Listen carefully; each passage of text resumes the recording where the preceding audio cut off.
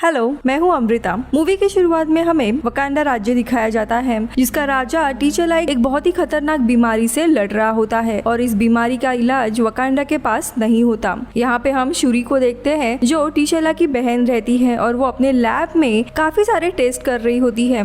दरअसल वो काफी अनोखी एक हर्ब रहती है, वो बनाने की कोशिश कर रही थी। ये हर्ब किसी को भी हील कर सकती थी ताकि वो अपने भाई टीचेला को ये हर्ब पिलाकर उसकी जान बचा पाए, लेकिन काफी कोशिशों के बावजूद वो परफेक्ट हर्ब नहीं बना पाती। यहाँ पे वो अपने रोबोट से अपने भाई के बारे में पूछती है, जिस पर रोबोट कहता है कि टीचेला की हालत काफी नाजुक है, उसके दिल की धड़कनें भी नीचे गिरती जा रही है।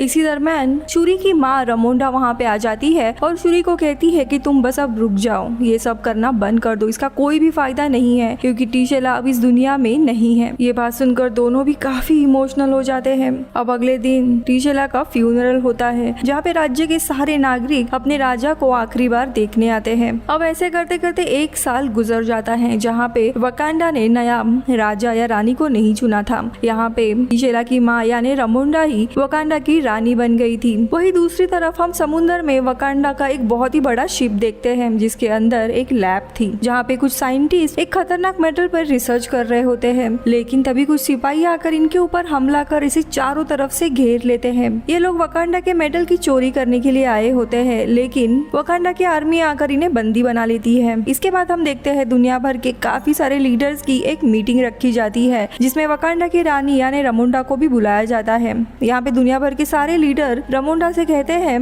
तुम्हारे राज्य ने वकांडा के पास सबसे खतरनाक मेटल है और अब तुम्हारे पास कोई भी राजा नहीं है, इसकी रक्षा तुम नहीं कर सकते, इसीलिए ये सारा मेटल तुम्हें हमें देना होगा, जिसकी हम काफी अच्छे से रक्षा करेंगे। अब रमोंडा उनके बातों का जवाब देते हुए कहती है, वकांडा हजारों सालों से इस मेटल की हिफाजत करते आया है और आगे भी करता रहेगा।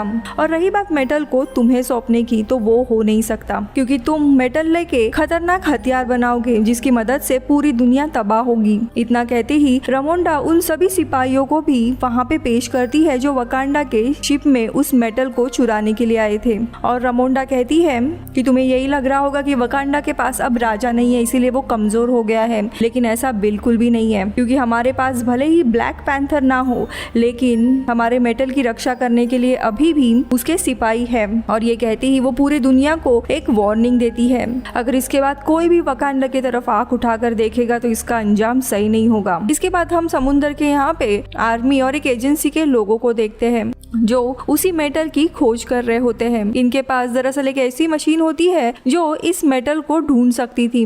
अब इस सर्च के दौरान उन्हें पानी में एक जगह पे मेटल के बारे में पता चल जाता है और मेटल को देखने के लिए 2 ऑफिसर पानी में चले जाते हैं, लेकिन फिर उन लोगों पर हमला किया जाता है और ये हमला करने वाला और कोई नहीं बल्कि नेमूर और उसकी सेना होती है। नेमूर टाल्कन नाम के शहर से होता है, जिसे अटलांटिस भी कहा जाता है। अब यहाँ पर टाल्कन के सारे लोग अमेरिकन सिपाहियों को मार देते हैं और फिर हमें पता चलता है कि हजारों साल पहले आसमान से ये खास मेटल जमीन पे आया था, तब वो वकांडा के साथ साथ टाल्कन के समुद्र में भी गिरा था। मतलब कि ये मेटल वकांडा के अलावा टाल्कन के पास भी था, जिसे चुराने के लिए ये अमेरिकन एजेंसी आई थी। लेकिन नेमूर और टाल्कन के लोग इनके ऊपर हमला कर देते हैं। नेमूर के पास उसी मेटल से बनाया हुआ हथियार होता है। वही दूसरी तरफ क्वीन रमोंडा अपनी बेटी शूरी के साथ नदी किनारे आती है, जहाँ पे रमोंडा अपने सफेद लिबास को जला देती है, जो कि एक साइन था कि वो अपने बेटे टीचेला के मौत के दुख से उभरना चाहती है।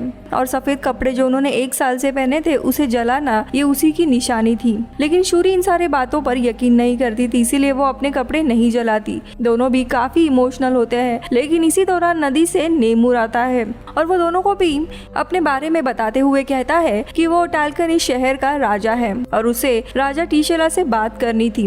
लेकिन क्वीन उसे बताती है कि राजा अब नहीं रहे। आगे नेमूर क्वीन को बताता है कि दरअसल वकांडा के पास जिस तरह का एक खास मेटल है, वैसा ही मेटल टाल्कन के पास भी है और उसे लेने के लिए अमेरिकन सेना आई थी। और ये सब कुछ टीचेला के कारण हुआ है, क्योंकि उसी ने पूरी दुनिया से दोस्ती का हाथ बढ़ाया था और सबको वकांडा और उसके मेटल के बारे में पता चल गया था और अब उन्हें हमारे पास के मेटल के बारे में भी पता चल चुका है। वो दिन दूर नहीं है जब पूरी दुनिया हमारे खिलाफ लड़ने के लिए आएंगी, वो मेटल हमसे लेने के लिए। आगे वो बताता है कि अमेरिकन के पास एक मशीन है जो वो मेटल ढूंढ सकती है। उस मशीन को अमेरिकन के काफी एक चालाक साइंटिस्ट ने बनाया होता है। अब मेरा मानना यही है कि हमें मिल जाना चाहिए और दोनों राज्य एक साथ मिलकर पूरी दुनिया को खत्म कर देना चाहिए, नहीं तो वे लोग वकांडा और टैलिकन की पूरी दुनिया को खत्म कर देंगे। लेकिन दुनिया की तबाही करने वाली बात सुनकर रमोंडा नाराज हो जाती है और कहती है कि हमें ऐसा कुछ भी नहीं करना है, हम शांति से रहना चाहते हैं।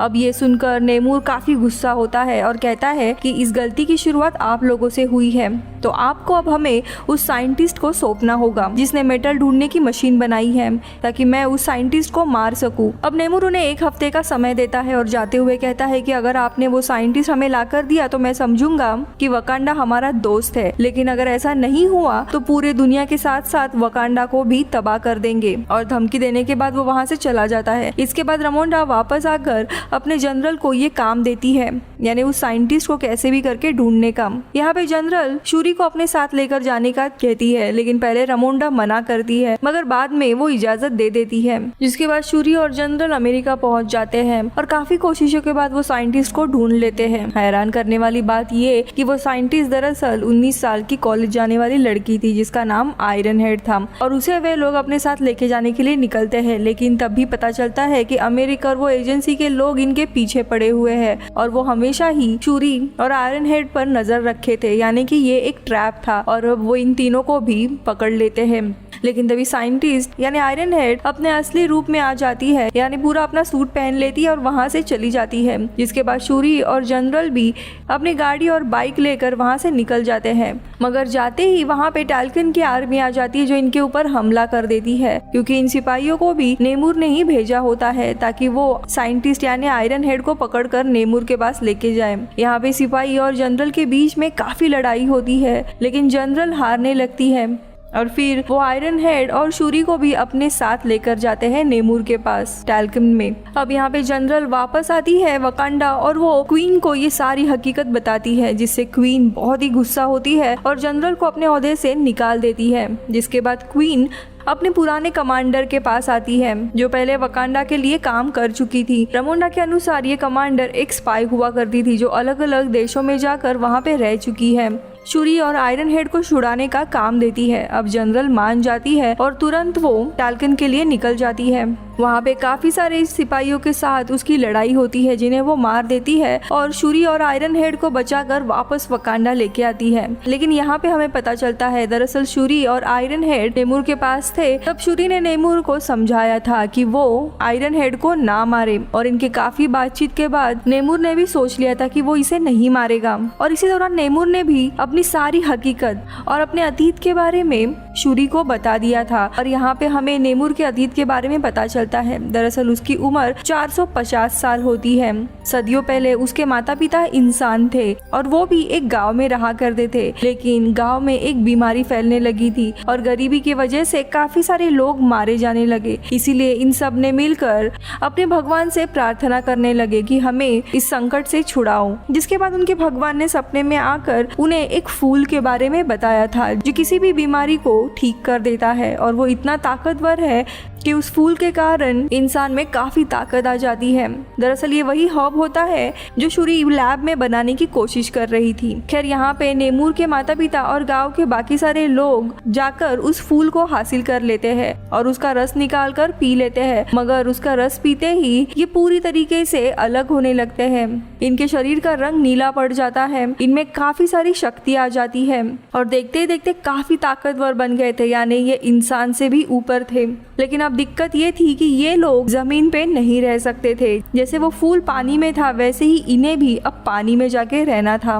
जिसके बाद ये सारे लोग पानी में जाकर रहने लगे थे और कुछ समय के बाद नेमूर का जन्म हुआ, जहाँ पे नेमूर में पहले से ही ये सारी शक्तियाँ थी क्योंकि उसके माता पिता भी वैसे ही थे। लेकिन नेमूर के पास एक खास शक्ति थी कि वो पानी के साथ साथ जमीन पर भी जिंदा रह सकता था। इसके अलावा उसके पैरों में पंख भी थे। अब यहाँ पे पता चलता है कि कुछ सालों के बाद उसकी माँ का समय आता है और मरने से पहले उसकी माँ एक आखिरी इच्छा रखती है कि वो जाने के बाद उन्हें उसी गांव में दफना दिया जाए। और अपनी माँ की आखिरी इच्छा पूरी करने के लिए नेमूर उनके शव को लेकर गांव में आ जाता है। लेकिन यहाँ पे आकर वो देखता है कि गांव के लोगों पर बाहर के लोगों ने हमला कर दिया है, जो नेमूर पर भी गोलियां चलाते हैं। और अब इन सब के चलते नेमूर इंसानों से काफी नफरत करने लगा था। अब ये थी कहानी नेमूर की। अब ये कहानी जानने के बाद वो शूरी को एक ब्रेसलेट भी देता है, जो टाल्कन की ताकतवर जड़ी बूटियों से बना था, यानी उसी फूल से ये बना हुआ था। लेकिन अब उसे जब पता चलता है कि कमांडर आके शूरी और आयरन हेड को यहाँ से लेके गई है, तो वो काफी गुस्सा हो जाता है और वकांडा पर हमला करने की तैयारी करता है। अब इस हमले में वह काफी लोग मारे जाते हैं, जिसमें क्वीन रामोंडा भी मारी जाती है और वो अपने आर्मी के साथ चला जाता है। इसके बाद जैसे ही ये बात शूरी को पता चलती है, वो आग बबूला हो जाती है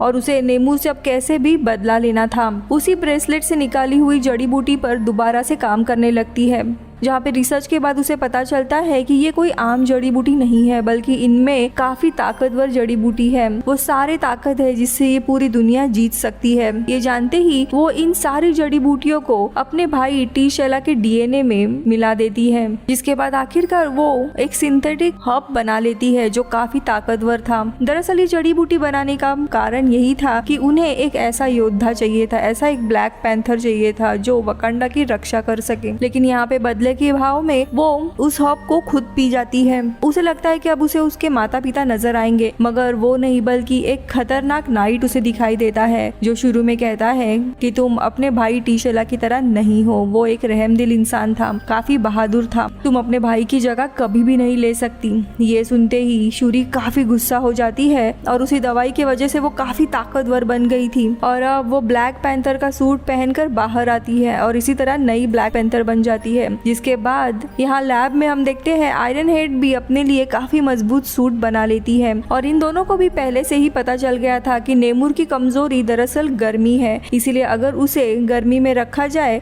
यानी पानी से दूर अगर रखा जाए, तो वो कमजोर पड़ता जाएगा। और इन्हीं सारी तैयारियों के साथ वो अपनी आर्मी लेकर सीधा जाते हैं नेमूर के शहर टाल्कन पर हमला करने के लिए, जिसके बाद यहाँ पे वकांडा और टाल्कन के बीच में काफी जबरदस्त लड़ाई होती है। यहाँ पे शूरी नेमूर को अपने बड़े शिप में लेकर आती है, जिसके अंदर काफी बड़े बड़े हीटर्स लगाए हुए थे, जिनसे सारी हीट निकल रही होती है और इसी गर्मी से नेमूर कमजोर पड़ने लगता है। लेकिन अपने वेपन से वो पूरी शिप तबाह करने लगता है। अब वो शिप नीचे गिरने ही वाला होता है, मगर शूरी यहाँ अपने ताकत लगाकर उस शिप को उड़ाकर एक रेगिस्तान में लेकर आती है ताकि वो और कमजोर बने। नेमूर और शूरी के बीच में काफी खतरनाक लड़ाई होती है, जिसमें शूरी कमजोर पड़ने लगती है। इसके बाद नेमूर खुद पानी की तरफ वापस जाने लगता है, लेकिन इससे पहले शूरी अपने टूटे हुए शिप को तबाह कर देती है और ब्लास्ट के हीट के कारण नेमूर वापस कमजोर होता है, जिसके बाद वो उसका हथियार से नेमूर पर हमला कर देती है और कहती है, या तो तुम इस जंग में खुद की हार मान जाओ या फिर मैं तुम्हारी यहाँ पे जान ले लेती हूँ और यहाँ पे तुम्हारा हार मानना ही बेहतर होगा, नहीं तो तुम्हारे लोग भी मारे जाएंगे। अब शूरी की ये बात मानते हुए वो खुद की हार स्वीकार लेता है और अब दोनों भी एक साथ मिल जाते हैं और अपने लोगों के पास आकर जंग को खत्म कर देते हैं। इसके बाद कुछ समय बीत जाता है और अब ये दोनों भी अपने बीच की प्रॉब्लम्स एंड इश्यूज को सॉल्व कर देते हैं और अच्छे दोस्त बन जाते हैं। सब कुछ बिल्कुल भी ठीक था और दोनों भी राज्य काफी अच्छे से रहने लगे थे। लेकिन यहाँ पे हम जान पाते हैं कि वकांडा के नियमों के अनुसार कोई भी इंसान राजा या रानी तभी बन सकता है जब वो खुद को तलवारबाजी और लड़ाई में जीत कर साबित कर सके कि वो सबसे बहादुर है और राजा बनने के लायक है। लेकिन उसे लड़ाई अपने दम पे करनी है, यानी यहाँ पे किसी जादू या जड़ी बूटी का इस्तेमाल नहीं करना है। लेकिन तभी दिखाया जाता है कि शूरी यहाँ पे नहीं है, वो वकांडा में नहीं होती और यहाँ पे काफी खतरनाक और ताकतवर सिपाही था, वो लड़ रहा था। इसका मतलब यही था ये सिपाही वकांडा का नया राजा होगा। और अब हम शूरी को देखते हैं, यहाँ से वो सीधा अपने कमांडर के पास गई थी, जहाँ पे उसने अपने सफेद कपड़े जो थे वो जला दिए थे ताकि वो अपने भाई और माँ के गम से बाहर आ सके। यहीं पे वो कमांडर शूरी को अपने बेटे से मिलवाती है और बताती है कि दरअसल टी-शेला और मैंने छुपकर शादी कर ली थी, बच्चा मेरा और टी-शेला का है। इस बारे में क्वीन रामोंडा को पता था और उसके अलावा अब तुम्हें पता है। और इसी के साथ ही मूवी खत्म होती है। Bye bye.